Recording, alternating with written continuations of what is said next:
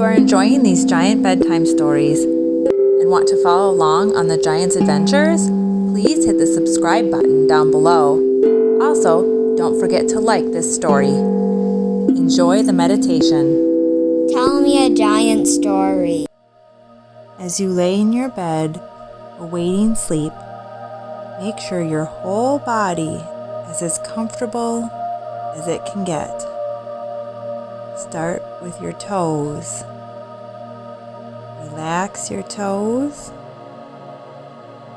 Now relax your feet. Relax your legs. Relax your belly. Now wiggle your fingers and relax your hands. Now your arms. Let your shoulders sink into your bed. Relax your neck and your head. Close your eyes. Today, the giant children were full of excitement.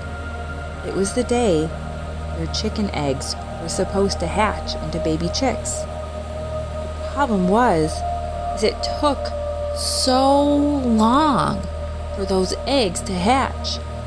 There'd be a little hole in the egg, and then it wouldn't do anything for hours and hours.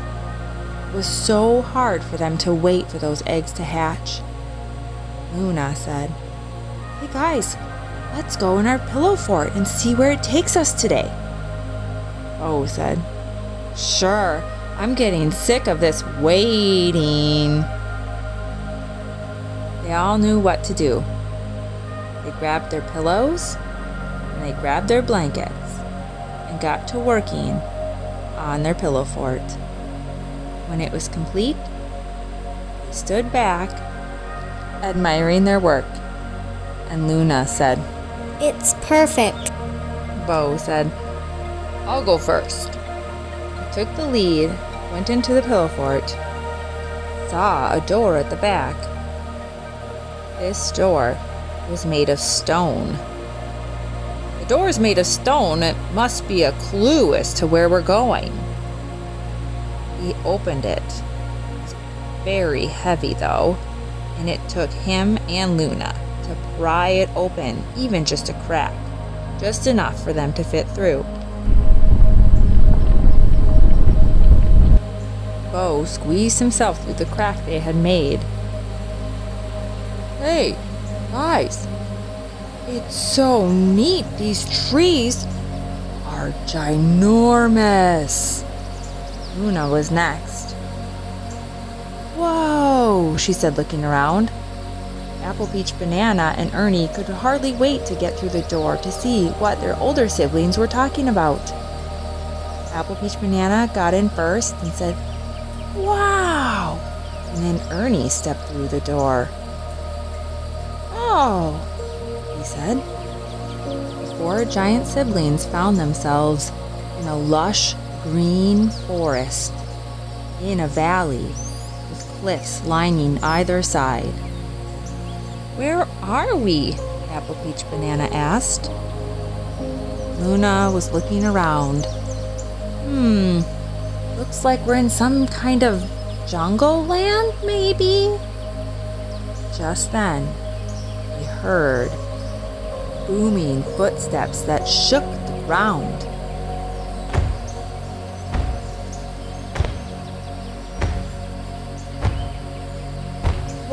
What is that? Apple, Peach, Banana asked.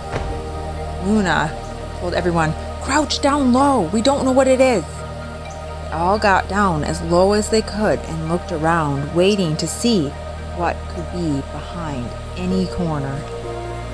Suddenly, they saw a very tall, taller than them, dinosaur with a long neck peeking around the cliff edge. Bo had a book about dinosaurs. He had studied them. He piped in. "It's a diplodocus," he said. "They're nice. They eat plants." Are you sure it's a diplodocus? Luna asked a little hesitantly. It eats plants and it won't hurt us? Bo nodded. Yes, it's a diplodocus. See their tail? See how long their tail is? It's the longest tail of any dinosaur. That's how I know it's a diplodocus. Luna trusted Bo because Bo had studied dinosaurs a lot. Okay. Luna and Bo very slowly stood up from where they were crouching down. The diplodocus spotted the giants instantly as soon as Bo and Luna had moved. They were stunned like stone when the dinosaur stared right at them. But the diplodocus calmly bent down, took a bite of a tree, and chewed it up.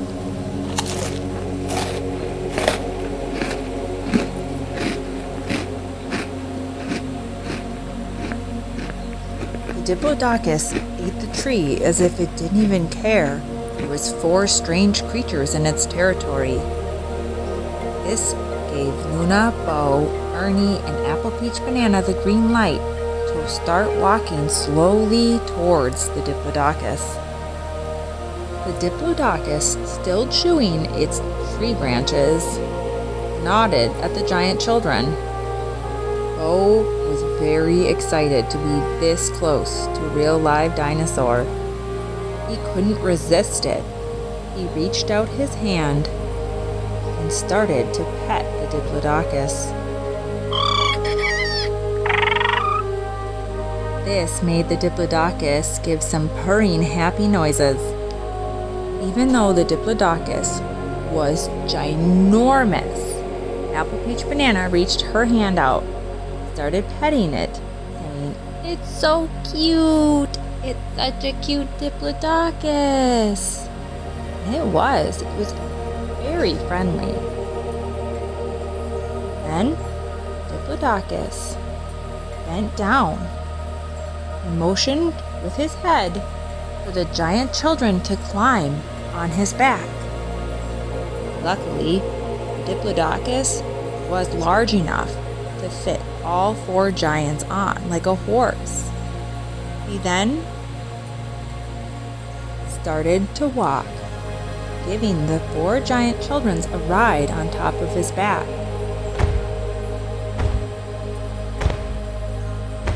Yeehaw, this is so fun! Apple Peach Banana was having the time of her life.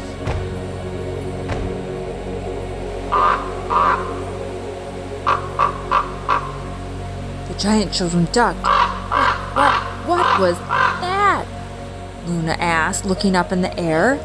Above them flew another dinosaur. Bo pointed and said, "It's a pteranodon. Don't worry though, I don't think it'll come near us when we're on this diplodocus." But the pteranodon did get closer and closer and closer. It swooped down onto the ground. Since the diplodocus remained calm, it helped the 4 giant children remain calm.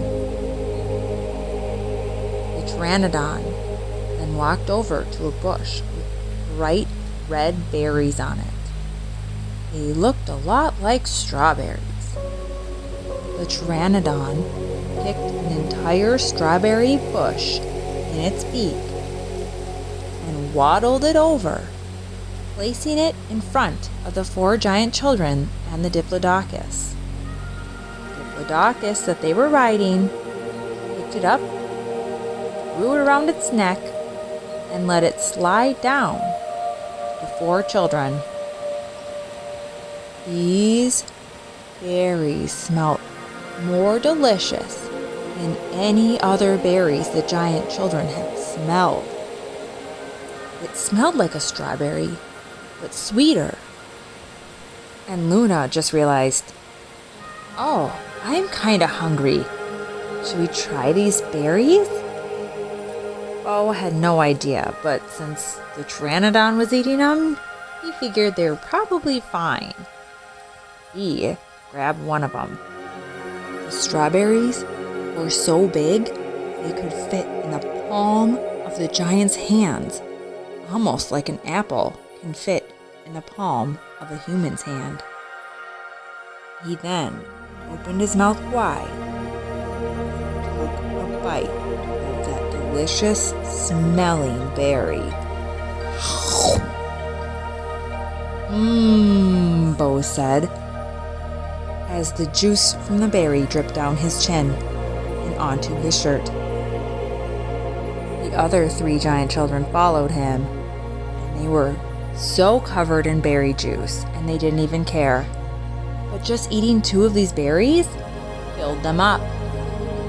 That's when Apple Peach Banana, who had excellent eyesight, spotted something. I found the egg right there in front of us. Apple Peach Banana was right. There was a nest on the ground, and it had 3 eggs in it. The eggs were pretty large. They were yellowish with brown speckles on them. That reminds me, Luna said. We have eggs at home. We gotta get back and see if they hatched. Oh, Luna said, shaking her brother. Tell the diplodocus and diplodocus speak to take us back to the stone door. Bo shrugged his shoulders and said, I don't speak diplodocus. Luna asked, can't you try? Bo said, oh, all right. Here goes nothing.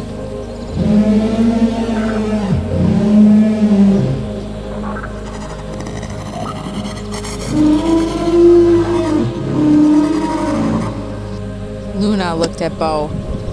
Whoa, Bo. That was really realistic. How did you know how to say that? Bo said, blushing. I don't know. It just kind of came out like that. The diplodocus looked at Bo, nodded his head, and began walking back to the jungle-like trees where they first met. I'll never get over how fun it is to ride on a dinosaur, Luna said. Yeah, said Apple Peach Banana. When they got back to where they had first met the diplodocus, they saw dinosaurs land inside of the door. They hopped off the diplodocus, waved goodbye, and were able to pry the big, heavy stone door back open. They went back through. This time, they didn't need a rest at all. They ran right over to the hatcher where their eggs were. And sure enough, 3 of the chickens had hatched out of their eggs. One of the baby chicks had yellow fur. One of the baby chicks had black fur. And the last baby chick that had hatched while they were in Dinosaur Land was yellow with a brown stripe down its back and fluffy cheeks. Apple Peach Banana asked, why do they have fur and not feathers? Our other chickens have feathers. Luna explained to Apple Peach Banana that when chickens hatch out of their eggs, they have fur. They start getting their feathers in a couple days after they hatch. Apple Peach Banana nodded, said, I get it. Bo said, going to Dinosaur Land sure helped the time pass quickly. Luna said, yeah, it did. And we didn't have to sit and wait. We got to have fun. Ernie said, I like Dinosaur Land. Apple Peach Banana said, I liked coming home to chicks hatched. They ended up having a great day. They got to meet some dinosaurs and eat delicious, huge berries. And not only did those 3 eggs hatch, 5 more of their eggs hatched that day. When they went to bed at night, they had the best dreams. Not only did they dream about riding their diplodocus, they also dreamt of riding the pteranodon. And they also dreamed that those eggs they found in Dinosaur Land ended up hatching into baby T-Rexes. The end. Good night, Giants.